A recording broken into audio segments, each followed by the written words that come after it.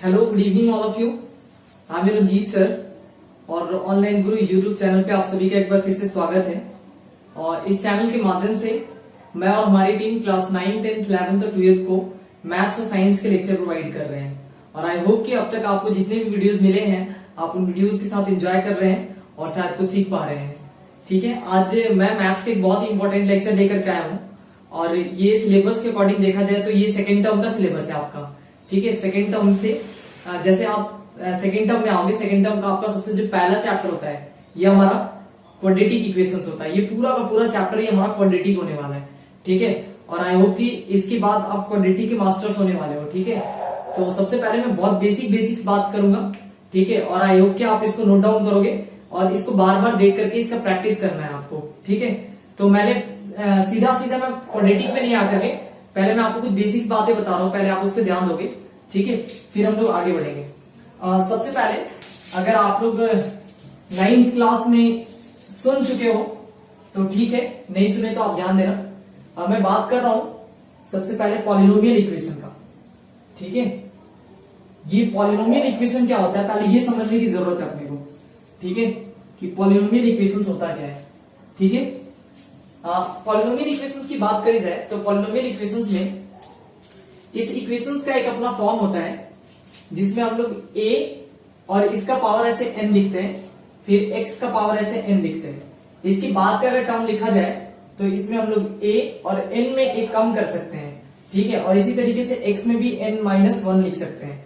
ऐसे अगर देखा जाए तो हम लोग अगर आगे बढ़े तो ये n-2 होगा और फिर x में n-2 होगा। ऐसे फर्दर अगर हम लोग आगे बढ़ते रहे तो ऐसे आते हुए हम लोग इसको क्या लिख सकते हैं, ये हम a का पावर 2x लिख सकते हैं। ठीक है, ये भी हमारा 2 हो जाएगा, प्लस में a का पावर 1 और x का पावर भी 1 लिख सकते हैं। फिर वापस से a का पावर अगर 0 लिखा जाए तो x का पावर 0 बोले तो 1 हो जाएगा। ठीक है, इसी इक्वेशंस को लिखने का एक दूसरा और भी तरीका होता है, आप इस पावर को ऐसे भी लिख सकते हो।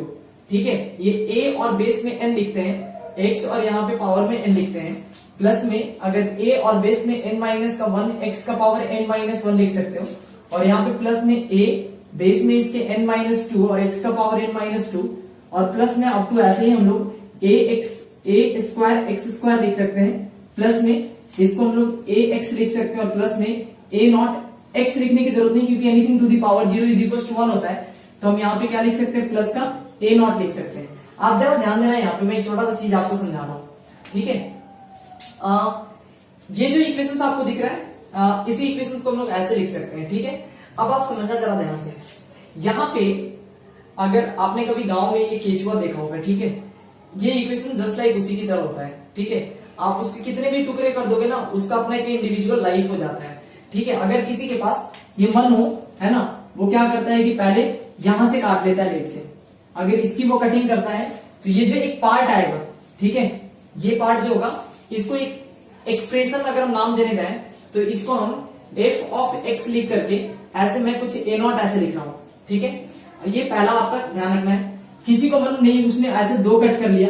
ठीक है, अगर वो 2 कट करने जाता है तो उसको वो f ऑफ x अगर हम लिख लें इसको, ठीक है, तो यहाँ पे ये ax प्लस का ऐसे a0 उसको दिखाई देगा। अगर कोई 3 काट लेता है, 3 टर्म अगर यहाँ से कट करता है, 3 टर्म को अगर यहाँ से स्प्लिट करा जाए तो कुछ उसको जो दूसरा एक फंक्शन उसको दिखाई देगा वो कुछ इस तरीके से दिखाई देगा, जैसे a स्क्वायर, है ना, x स्क्वायर प्लस में हम ax प्लस में a0 लिख सकते हैं। ऐसा लिख सकते हैं ना, आप समझना ध्यान से।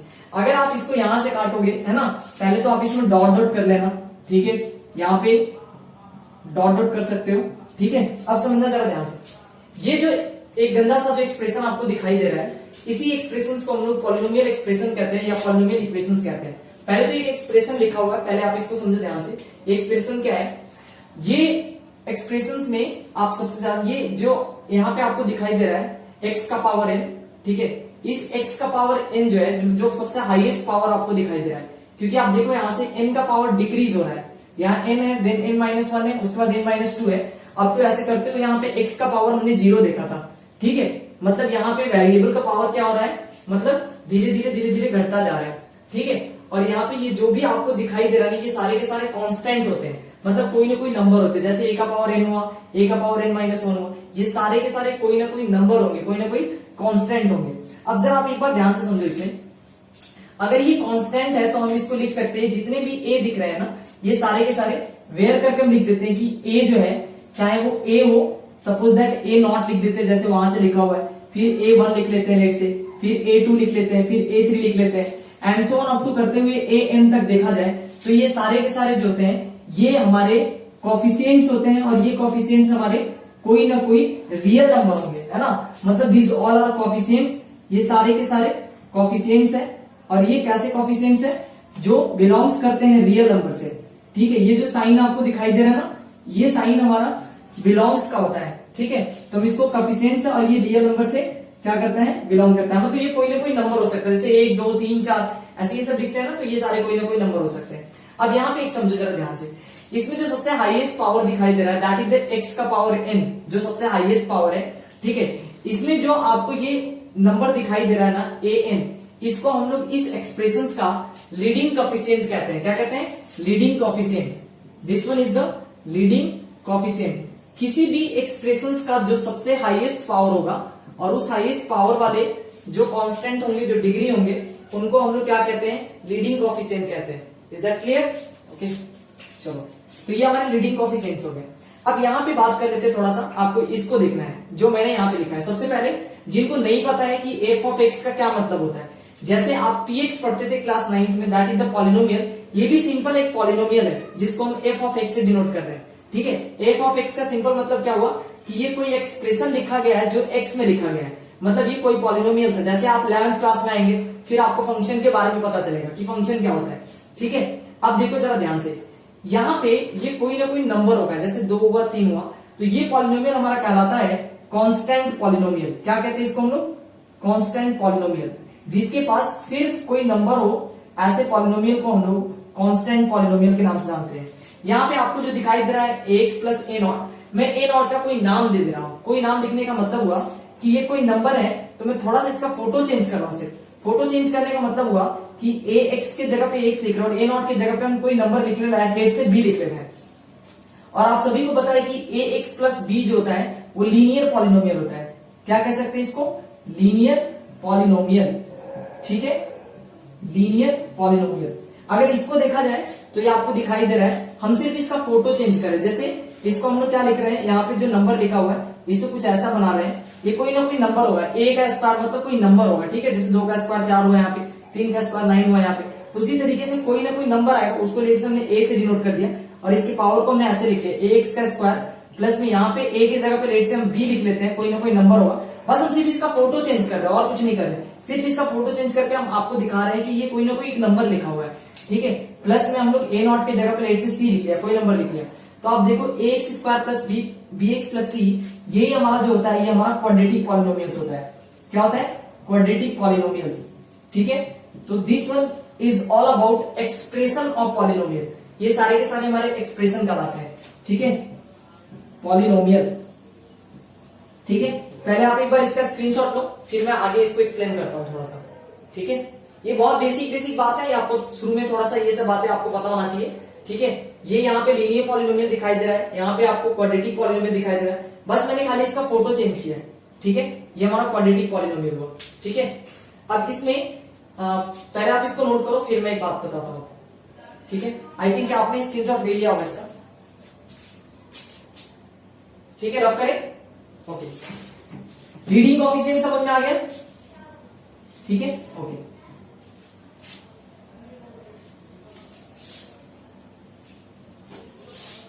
ये था पॉलिनोमियल का एक्सप्रेशन, जिसके बारे में आपको पहले से थोड़ा बहुत पता था, अगर नहीं पता था तो आपने देख ही लिया, ठीक है। यहाँ पे एक छोटा सा बात समझते हैं लोग, जैसे हमने लिखा था यहाँ पे ax प्लस में b, ये आपको पता था लीनियर पॉलिनोमियल था। जैसे देखा जाए तो ax स्क्वायर प्लस में bx प्लस c, अगर इन सारे के सारे पॉलिनोमियल्स को, इन सारे के सारे एक्सप्रेशन को अगर हम इज इक्वल टू 0 कर दे, क्या कर दे, इज इक्वल टू 0, तो यही हमारा बन जाता है लीनियर इक्वेशन, ठीक है। ये बनता है अपने पास लीनियर इक्वेशन, और ये जो एक्सप्रेशन आपको दिखाई दे रहा है ये बनता है हमारा क्वाड्रेटिक इक्वेशन, ठीक है।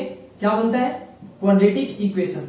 बहुत छोटी सी बात है, बहुत माइनर ये छोटी छोटी प्रॉब्लम है जो पहले से आपको पता होना चाहिए, ठीक है। कि एक एक्सप्रेशन को आप छोटे से लिख लेना, ठीक है, नोट में एक एक्सप्रेशन को अगर इज इक्वल टू हम जीरो करके लिखने जाए तो ये क्या बन जाता है, तो ये हमारा एक इक्वेशन बनता है। क्या बनता है? एक इक्वेशन बनता है। ठीक है, और इस क्लास में now we come to the our important topic that is quadratic equations, जो हम लोग को पढ़ना है। तो क्वाड्रेटिक इक्वेशंस यहाँ पे आपको दिखाई दे रहा है और इसको हमने एक इक्वेशंस भी बना लिया इक्वेशंस के फॉर्म में। ठीक है, इससे पहले मैं टॉपिक को आगे बढ़ाऊं, पहले आप इसका एक बार स्क्रीनशॉट ले लो, फिर हम इस पे आगे डिस्कस करेंगे। एक दो बात और यहीं पे देख लेते हैं। X square plus B x plus C, आप देखो यहाँ पे जरा ध्यान से, यहाँ पे ए जो है ये आपका एक लीडिंग कोएफिशिएंट आपको दिखाई दे रहा है, this one is the leading coefficient. ठीक है, ये हमारा लीडिंग कोएफिशिएंट कहलाता है। अगर आपसे पूछा जाए कि इसमें कोएफिशिएंट ऑफ एक्स क्या है, तो that is B plus B. ठीक है, और ये आपके पास कांस्टेंट टर्म दिखाई दे रहा है सी। ठीक है, ये छोटी छोटी बात है। एक और चीज है, आप एक और ट्रिक में एक बात देख सकते हो कि किसी भी एक एक्सप्रेशन का जितना पावर होता है उतने ही उसके रूट्स होते हैं। ठीक है, यानी डिग्रीज होता है, डिग्री क्या होता है, डिग्री हमारा बोलो या इसको हाईएस्ट पावर बोलो। ठीक है, डिग्री या हाईएस्ट पावर। ठीक है, किसी भी इक्वेशंस का जितना डिग्री होगा यानी जितना उसके हाईएस्ट पावर होंगे उतने ही उसके रूट्स होंगे। ठीक है, इतने उसके क्या होंगे, रूट्स होंगे। आप ये बात ध्यान रखना। ठीक है, ये बहुत ही इंपॉर्टेंट बात है, बहुत छोटी बात है पर बहुत इंपॉर्टेंट बात है। ठीक है, ये हमें पता होना चाहिए। ठीक है, this is about basic intro of quadratic equations. Okay, next आप इसके एक बार स्क्रीनशॉट लो, फिर मैं आगे बढ़ाता हूं टॉपिक को। ठीक है, रब करें। Okay,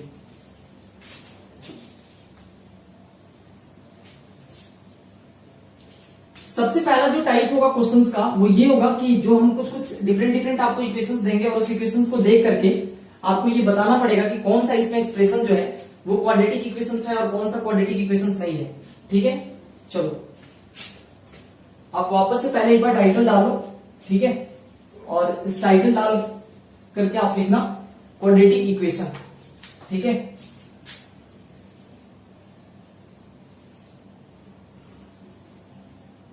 quadratic equation. ठीक है,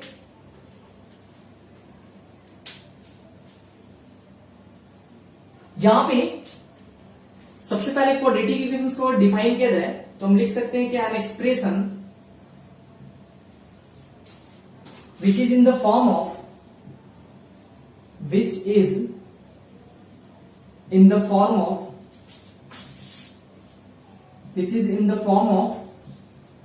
किस फॉर्म में होगा वो, उसका फॉर्म होगा a x square plus B x plus c is equal to 0। ठीक है, ये ध्यान रखेंगे।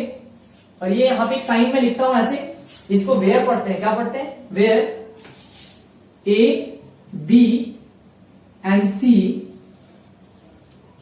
Are real number. ये कोई ना कोई रियल नंबर्स होते हैं, are real numbers.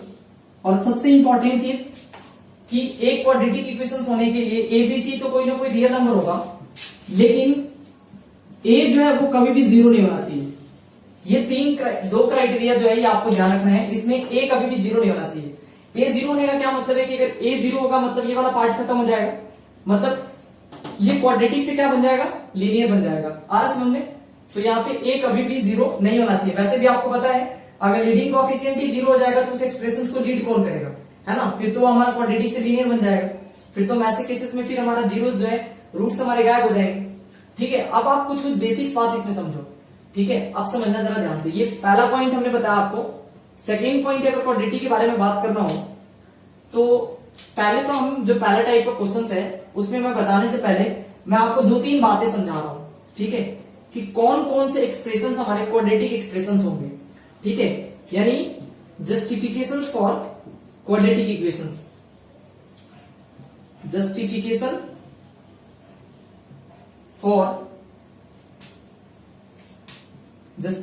For quadratic equations. ठीक है, अगर आपको जस्टिफाई करना है whether the given equation is quadratic or not, तो इसके लिए 2-3 बात आपको पहले ध्यान देना पड़ेगा। ठीक है, सबसे पहला पॉइंट हम लिखेंगे इसके बारे में। ठीक है, कि the given equations must be in standard form। पहले तो आप उसको स्टैंडर्ड फॉर्म में अगर है तो वैसे देख लेंगे, अगर नहीं है तो आप उसको स्टैंडर्ड फॉर्म में लिखेंगे। यानी सबसे पहला जब भी आप चेक करोगे तो आप क्वेश्चंस को देखोगे कि वो हमेशा स्टैंडर्ड फॉर्म होना चाहिए। किस फॉर्म होना चाहिए? Standard form.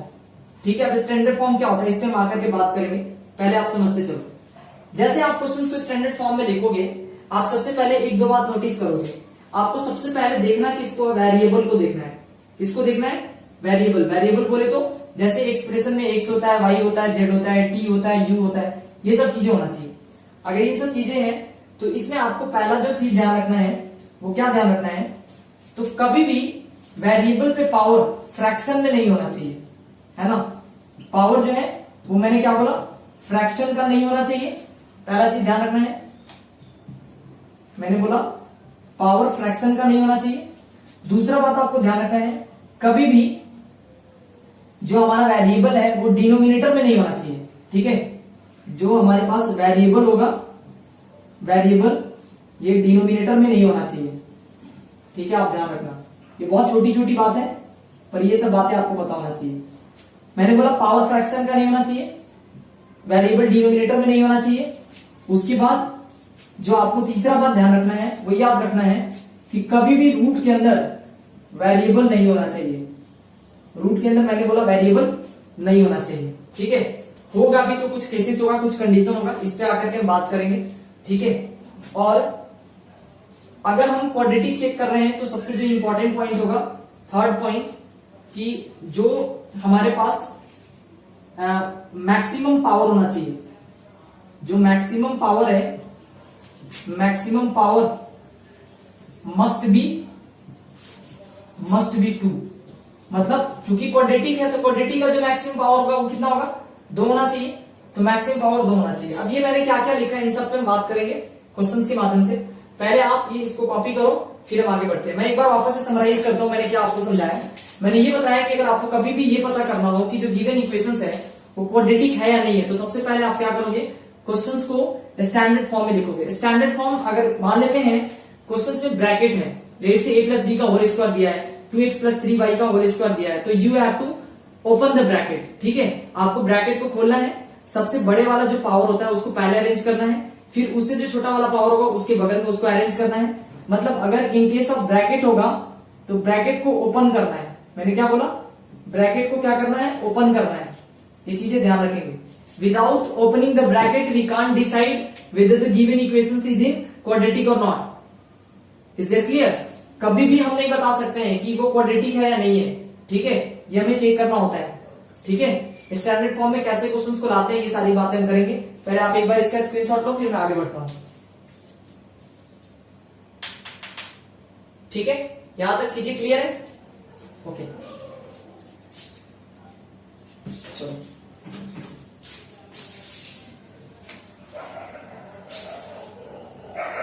पहले टाइप के क्वेश्चंस को हम लोग पहले देख लेते हैं, फिर हम लोग सेकंड कॉन्सेप्ट पे आएंगे, सेकंड टाइप के क्वेश्चंस को देखेंगे। ठीक है, टाइप बाई टाइप बात करेंगे। कुछ क्वेश्चंस हम ले लेते हैं, आपको बताना है कि ये क्वाड्रेटिक इक्वेशंस है या नहीं है। ठीक है, चलो मैं आपको बुक से ही क्वेश्चंस ले लेता हूं। यहां पे कुछ क्वेश्चंस दिए गए हैं, पहले आप इसको बताइए, which of the following are quadratic equations.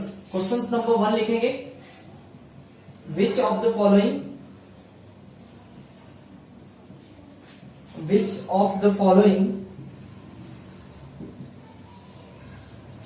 of the following are quadratic equation?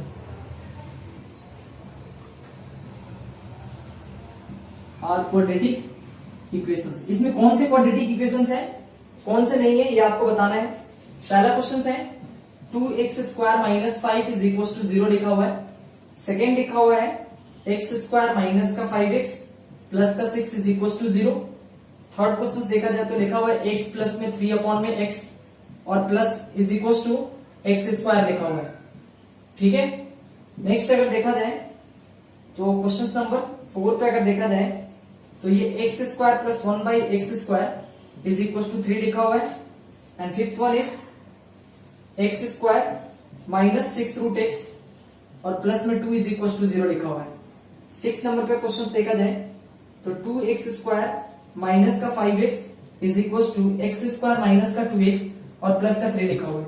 ठीक है, आपको मैं सिर्फ 1 मिनट का टाइम दे रहा हूं, you have to decide which one is quadratic और विच वन इज नॉट।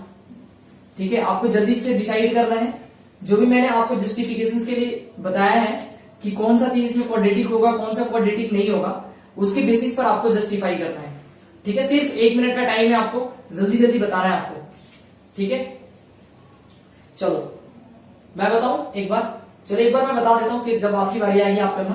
ठीक है, यहां पे देखो, सबसे पहले अगर देखा जाए तो मैंने बोला कि the given questions is in always standard form. वो हमेशा स्टैंडर्ड फॉर्म होना चाहिए। स्टैंडर्ड फॉर्म क्या होता है? क्वाड्रेटिक इक्वेशंस का स्टैंडर्ड फॉर्म का बात करा जाए तो यहाँ स्टैंडर्ड फॉर्म का मतलब होता है कि जो क्वेश्चन है वो ax square plus bx plus c is equal to 0 के फॉर्म में होना चाहिए। इसको हम लोग बोलते हैं स्टैंडर्ड फॉर्म। तो आपका क्वेश्चन जो है वो सबसे हाईएस्ट पावर आपको दिखाई दे रहा है, इसमें bx वाला टर्म गायब है ना, मतलब कोई दिक्कत नहीं है। 2x square minus 5 is equal to 0। यहाँ पे पावर आपको प्लस का दिखाई दे रहा है, हाईएस्ट 2 पावर दिखाई दे रहा है, मतलब ये क्वाड्रेटिक इक्वेशंस है, इसमें कोई प्रॉब्लम नहीं है। यहाँ देखा जाए x square minus 5x plus 6 is equal to 0, obviously ये क्वाड्रेटिक इक्वेशन है, यहाँ पे आपको कोई प्रॉब्लम नहीं है। हमें सिर्फ x को देखना है, x का पावर नेगेटिव नहीं होना चाहिए। मैंने जब वो लिखा था तो मैंने फ्रैक्शन लिखा था, आप उसमें एक और चीज देख लेना, कभी भी वेरिएबल पे पावर नेगेटिव नहीं होना चाहिए। ठीक है, अच्छा यहाँ पे देखो, इस क्वेश्चन को पहले आपको सॉल्व करना पड़ेगा, बिकॉज क्योंकि ये स्टैंडर्ड फॉर्म में है ही नहीं क्वेश्चन। पहले दे रखा है x का पावर 1, x यहाँ पे नीचे दिखाई दे रहा है, यहाँ पे x स्क्वायर दिखाई दे रहा है। तो हम क्या करेंगे, देखना जरा ध्यान से, इस क्वेश्चन को पहले सॉल्व करेंगे। सॉल्व कैसे करते हैं? सॉल्व करने के लिए हमें क्या करना पड़ेगा कि x प्लस 3 अपॉन में x लिखा हुआ है, तो हमें सबसे पहले इसका एलसीएम लेना पड़ेगा। अगर इस क्वेश्चन का एलसीएम लेने जाते हैं तो x इसका एलसीएम आएगा, फिर इसको अगर इससे मल्टीप्लाई करा जाए तो x का पावर 2 प्लस में 3 आएगा, is equal to x square लिख सकते हैं। अगर इस क्वेश्चन का हम क्रॉस मल्टीप्लीकेशन करने जाए तो आप जरा ध्यान से देखना, यहाँ x स्क्वायर में x से मल्टीप्लाई करेंगे तो x का पावर 3 हो जाएगा। ठीक है, और इज इक्वल टू अगर हम इसको इधर लेकर के आए तो x स्क्वायर में 1 से मल्टीप्लाई करेंगे x स्क्वायर आएगा, प्लस 3 में 1 से मल्टीप्लाई करेंगे तो प्लस का 3 आएगा। अब हम इन सारे क्वेश्चंस को एक जगह शिफ्ट कर देते हैं। एक जगह शिफ्ट करने का मतलब हुआ कि सबसे हाईएस्ट पावर तो x का पावर 3 दिख रहा है, मैं इसको इधर ही लेकर के आ रहा हूँ, इन सबको इधर लेके आ रहा हूँ। उसके बाद माइनस का x स्क्वायर लिख सकते हैं और प्लस का 3 लिख सकते हैं, इज इक्वल टू 0 लिख सकते हैं। अब आप देखो, ये जो गिवन क्वेश्चन है ना, ये सीधा सीधा दिख रहा है x का पावर 3 है, जबकि x का पावर 3 नहीं, x का पावर कितना होना चाहिए, हाईएस्ट पावर 2 होना चाहिए। इसका मतलब ये हुआ कि जो गिवन इंफॉर्मेशन है वो हमारा क्वाड्रेटिक के लिए नहीं, ये क्यूबिक के लिए। तो हम इसको यहाँ सीधे यहाँ से मना कर देंगे कि नहीं, ये जो है ये हमारा क्वाड्रेटिक नहीं है। नेक्स्ट क्वेश्चन पे आते हैं। इस क्वेश्चन को अगर आप सॉल्व करने जाओगे तो आप जरा ध्यान से देखना, आपको क्या करना पड़ेगा, इसका एलसीएम लेना पड़ेगा। एलसीएम लोगे तो इसका एलसीएम कितना आएगा, आप यहाँ पे देखो पहले ध्यान से, एलसीएम लेने जाए तो ये एक्स स्क्वायर प्लस में 1 बाई एक्स स्क्वायर दिख रहा है और इज इक्वल टू 3 दिख रहा है। यहाँ से अगर एलसीएम लेने जाए तो ये एक्स का पावर 4 हो जाएगा और प्लस में कितना लिख सकते हैं, 1 लिख सकते हैं, डिवाइड बाई कितना, एक्स का स्क्वायर इज इक्वल टू 3 दिख रहा है। यहाँ से अगर हम लोग क्रॉस मल्टीप्लीकेशन करने जाए तो यहाँ पे एक्स का पावर 4 प्लस में आपको 1 दिखाई दे रहा है और यहाँ पे ये सबको अगर एक साइड शिफ्ट करने जाए तो एक्स का पावर 4 माइनस में 3x square plus 1 is equal to 0 लिख सकते हैं। इसका हाईएस्ट पावर आपको 4 दिखाई दे रहा है, इसका मतलब ये हुआ कि आप सीधा सीधा मना कर दोगे कि नहीं, ये क्वाड्रेटिक है ही नहीं, इसमें हम क्वाड्रेटिक की बात ही नहीं करेंगे। अगर इस क्वेश्चन में देखा जाए तो मैंने सीधा आपको बोला कि अगर वेरिएबल पे पावर अगर आपको फ्रैक्शन में दिखाई दे रहा है, इसका मतलब आप सीधा मना करो। मतलब रूट अंडर एक्स का क्या मतलब हुआ, रूट अंडर एनीथिंग का मतलब होता है कि जैसे एक्स का पावर 1/2, ठीक है, एक्स का पावर 1/2 आप सीधा देख करके मना करो कि नहीं। पूरे एक्सप्रेशन में कहीं भी अगर एक्स अगर आपको रूट के अंदर दिखाई देता है, आप सीधा मना करो, बोलो कि नहीं वो क्वाड्रेटिक नहीं है। यहाँ पे अगर देखा जाए तो इस क्वेश्चन को सॉल्व करने की जरूरत है। आप देखो जरा ध्यान से, इस 2x स्क्वायर को अगर हम इस x स्क्वायर को इसके साथ शिफ्ट करते हैं तो 2x स्क्वायर में से एक x स्क्वायर माइनस हो जाएगा, यहाँ पे x का स्क्वायर बचेगा। ठीक है, यहाँ पे माइनस 5x दिखाई दे रहा है, अगर इसको इधर लेकर के आते हैं तो ये प्लस का 2x इधर आएगा, इसका मतलब ओवरऑल माइनस का 3x यहाँ पे आएगा। ठीक है, और यहाँ पे प्लस का 3 है, अगर उसको हम इधर शिफ्ट करेंगे तो माइनस का 3 इज इक्वल टू 0 आएगा। इसमें कहीं भी कोई दिक्कत नहीं है। यहाँ x का पावर 2 दिखाई दे रहा है, x का पावर 1 दिखाई दे रहा है, इसका मतलब ये क्वाड्रेटिक है। एक बात आप समझो, रूट के अंदर नंबर हो सकता है, कोई प्रॉब्लम नहीं है, रूट के अंदर वेरिएबल नहीं आना चाहिए, वेरिएबल पे पावर नेगेटिव नहीं होना चाहिए, है ना, और वेरिएबल पे पावर हमारा फ्रैक्शन नहीं होना चाहिए। This is all about quadratic equation, है ना। कौन सा गिवन इक्वेशन क्वाड्रेटिक है, कौन सा नहीं है, एक बार आप यहाँ से कॉपी कर लो। ठीक है, इसका एक बार स्क्रीनशॉट ले लीजिए, फिर मैं आगे बताता हूँ आपको। ठीक है, आई होप कि यहां तक आपको चीजें क्लियर है।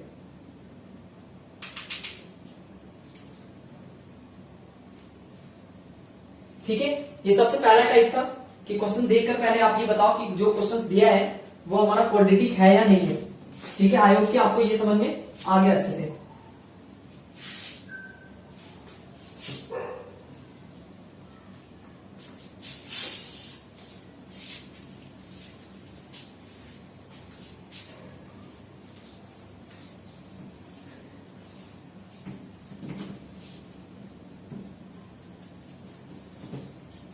ठीक है। सेकेंड फेज अगर देखा जाए क्वाड्रेटिक इक्वेशंस का, तो इसको थोड़ा ध्यान से आपको समझने की जरूरत है। आप समझना जरा ध्यान से। देखो यहां पे अगर मैं ax² plus bx plus c is equal to 0, ये क्वाड्रेटिक का फॉर्म है, ये आपको याद होना चाहिए। ठीक है, जब भी मैं पूछूंगा आपको बताना होगा। सबसे पहला सवाल आता है कि रूट्स का क्या मतलब होता है। रूट्स का सिंपल मतलब वो होता है, रूट्स उस इक्वेशंस का वो वैल्यू होता है जिसको अगर हम इक्वेशंस में पुट करने जाए तो ये ओवरऑल इसकी वैल्यू 0 हो जाएगी। क्या हो जाएगी? 0 हो जाएगी। ठीक है, मतलब हम लिख सकते हैं roots are those values which makes equation equals to 0 अगर किसी भी क्वाड्रेटिक इक्वेशंस में अगर उसके जीरोस को हम रखने जाएं तो उसकी जो वैल्यू होगी वो कितनी हो जाएगी? वो 0 हो जाएगी। जैसे आपको मैं एक एग्जांपल समझाता हूं, जरा आप ध्यान से देखना। ठीक है, एक एग्जांपल लेते हैं। लेट से x² माइनस का 3x, ठीक है, और यहाँ पे अगर मैं प्लस का 1 इज इक्वल टू 0 ले लिया, या माइनस का 1 ले लेते हैं। ठीक है, अब आप समझो जरा ध्यान से। अगर मैं इसको खोलने जाऊं यहाँ पे, तो समझना आप जरा ध्यान से। अगर हम यहां से इसको खोलने जाते हैं तो इसको अगर हम यहाँ पे आप माइनस का 2 लिख लो लेट से, ठीक है, या प्लस का 2 लिख लेते हैं। देखते हैं पहले एक एक्सप्रेशन सेलेक्ट करके। ठीक है, अगर ये 2x का स्क्वायर दिख रहा है और माइनस का 2x प्लस x, बिल्कुल क्लियर है।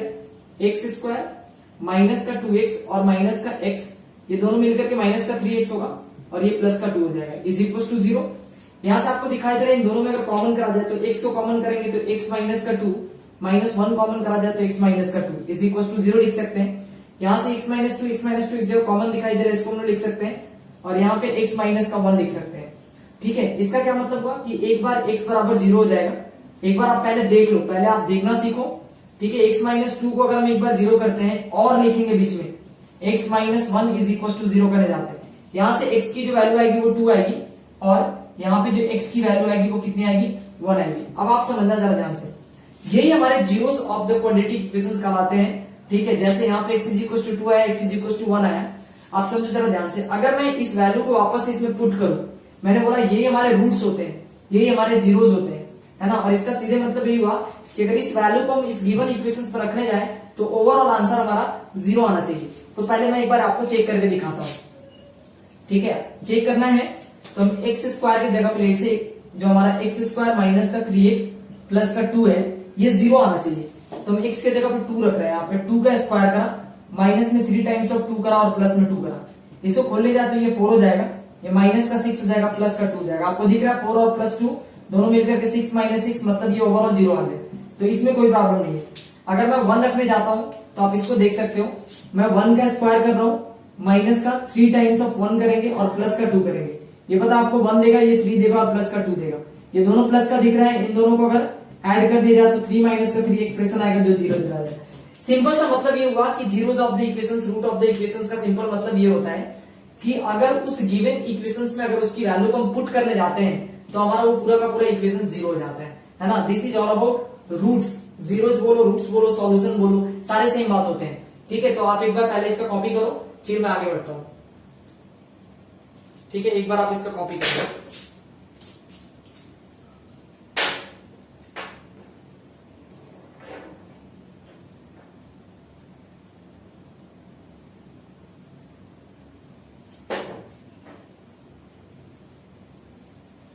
बस चैप्टर का कॉन्सेप्ट लेना है और क्वेश्चंस पे ज्यादा प्रैक्टिस करना है। ये सारे के सारे चैप्टर ना सिर्फ क्वेश्चंस बेस्ड होते हैं, जितनी आप प्रैक्टिस करोगे उतना ज्यादा आप सीखोगे। ठीक है,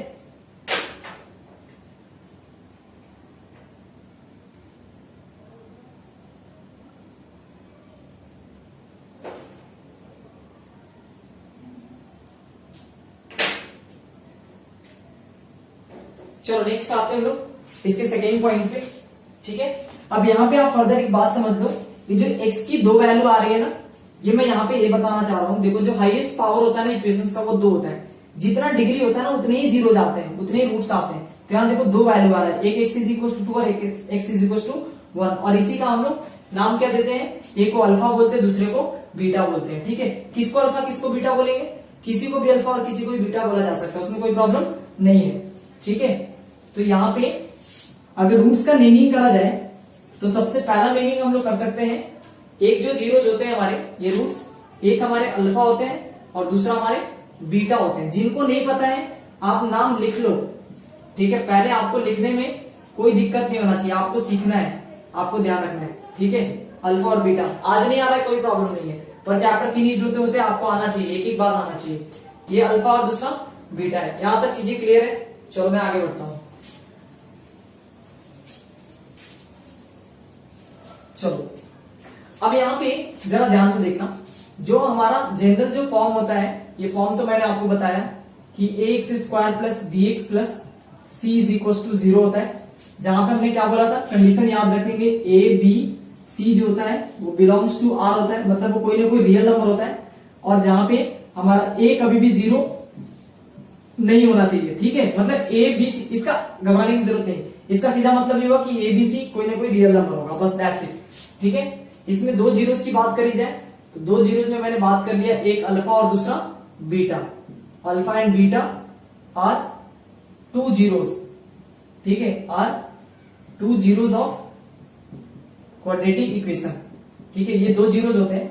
अब आप यहां से समझो, इसका जो थर्ड पॉइंट है उसको हम लोग अल्फा प्लस बीटा, है ना, अल्फा प्लस बीटा बोले तो ये इस एक्सप्रेशन से माइनस बी बाई ए आता है। क्या आता है? माइनस बी बाई ए। और चौथे नंबर पे अल्फा इंटू बीटा अगर लिखने जाए तो ये सी बाई ए आता है। कैसे आता है इसको मैं थोड़ा सा दिखा देता हूं आपको, जरा आप ध्यान से देखना। अगर मैं ए एक्स स्क्वायर प्लस में बी एक्स प्लस सी, ठीक है, इज इक्वल टू, अगर मैं 0 लिख दूं, ठीक है, आप समझना जरा ध्यान से। और यहां से क्या कर सकते हैं, अगर अल्फा और बीटा दो इसके जीरोज हैं तो इसके फैक्टर कैसे बनते हैं? फैक्टर बनते हैं एक्स माइनस अल्फा इंटू में एक्स माइनस बीटा। ठीक है, अगर एक्स माइनस अल्फा और एक्स माइनस बीटा को खोलने जाया जाए तो ये कुछ ऐसे खुल करके आएगा, एक्स का स्क्वायर माइनस में बीटा इंटू एक्स और फिर ये माइनस का अल्फा इंटू एक्स। ठीक है, और यहां से माइनस माइनस प्लस का अल्फा इंटू बीटा, प्लस का कितना लिख सकते हैं, अल्फा इंटू में बीटा लिख सकते हैं। ठीक है, अगर इसमें से कॉमन करा जाए तो x का स्क्वायर माइनस में x को कॉमन करते हैं तो अल्फा प्लस में बीटा दिखाई दे रहा है यहाँ पे, और इसमें प्लस का अल्फा इंटू बीटा दिखाई दे रहा है, दोनों प्लस का अंदर आएगा। तो मैंने क्या कर लिया, एक सीक्वेंस बना लिया, पहले अल्फा और पहले बीटा लिख करके। यहाँ पे जो इक्वेशन आप देख रहे हो ए एक्स स्क्वायर प्लस में बी एक्स प्लस में सी आपको दिखाई दे रहा है। ठीक है, ए एक्स स्क्वायर प्लस में बी एक्स प्लस में सी दिखाई दे रहा है। ठीक है, अब हमें क्या करना है, क्योंकि यहाँ पे जो एक्स स्क्वायर का कॉफिशिएंट है वो 1 है, लेकिन यहाँ पे एक्स स्क्वायर का कॉफिशिएंट कुछ ए दिखाई दे रहा है, तो इसे 1 बनाने के लिए हमें क्या करना पड़ेगा, सब में a से डिवाइड करना पड़ेगा। हमने क्या करा कि सब में a से डिवाइड कर दिया, a से डिवाइड करते ये खत्म हो गया, मतलब ये एक्स स्क्वायर प्लस में b अपॉन में a इंटू में x प्लस में c बाई a दिख रहा है। और अपने पास जो इक्वेशन है वो हमारा x का स्क्वायर माइनस में x into alpha plus beta और यहाँ पे प्लस में अल्फा इंटू बीटा दिखाई दे रहा है। अब आप समझो ध्यान से, अगर मैं यहां से कंपेयर करने जाऊं, ठीक है, क्या कर रहा हूं मैं, कंपेयर कर रहा हूं, आप जरा ध्यान देना। ठीक है, मतलब कंपेयरिंग करने के बाद जो चीजें आपको दिखाई दे रहा है वो क्या दे रहा है कि हम एक्स स्क्वायर की जगह पे एक्स स्क्वायर लेकर के कैंसिल आउट कर सकते हैं। मतलब यहाँ पे माइनस दिखाई दे रहा है ना, minus x into alpha plus beta is equal to, यहाँ पे तो देखो मैं इसको ऐसे लिख रहा हूँ, माइनस एक्स इंटू में अल्फा प्लस में बीटा इज इक्वल टू क्या लिख सकते हैं, बी अपॉन में ए इंटू में एक्स, एक्स से एक्स कैंसिल आउट हो गया। ठीक है, ये माइनस जो है हम इसको इधर शिफ्ट कर दे रहे हैं, इसका मतलब मैं इस बात को यहाँ पे लिख रहा हूँ। ठीक है, मतलब alpha plus beta is equal to, ये जो माइनस इधर था ना इसको इधर शिफ्ट कर रहे हैं, ये माइनस बी अपॉन में ए, मतलब ये सम ऑफ जीरोस कहलाता है। Alpha plus beta is equal to minus B by A, this one is the sum of zeros. आप इसको लिख सकते हैं ऐसे, या सम ऑफ रूट्स। ठीक है, सम ऑफ जीरो बोलो या सम ऑफ रूट्स बोलो। यहाँ पे अगर देखा जाए तो आप तीसरे टर्म को कंपेयर करके देखो, ये कांस्टेंट बीटा आपको दिखाई दे रहा है, मतलब alpha into beta is equal to c by a लिख सकते हैं, सिर्फ हम कंपेयर कर रहे हैं। ठीक है, एक्स स्क्वायर की जगह पे एक्स स्क्वायर, इसके जगह पे ये, इसके जगह पे ये, बस कंपेयर करके हम लोग क्या कर सकते हैं, इसको लिख सकते हैं। ठीक है, मतलब यहाँ पे हमें ये पता चलता है कि सम ऑफ जीरोस होता है, और यहाँ पे इसी को हम लोग प्रोडक्ट ऑफ जीरोस कहते हैं। क्या कहते हैं, प्रोडक्ट ऑफ जीरोस या प्रोडक्ट ऑफ रूट्स आप लिख सकते हो। This one is SOR and this one is POR, that is product of roots, and this one is sum of roots या सम ऑफ जीरोस।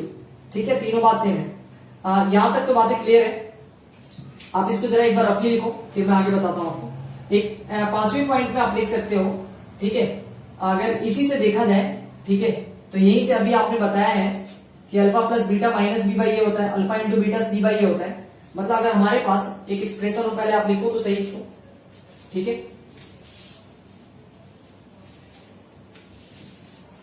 मैं आपको दिखाता हूं यहां पे,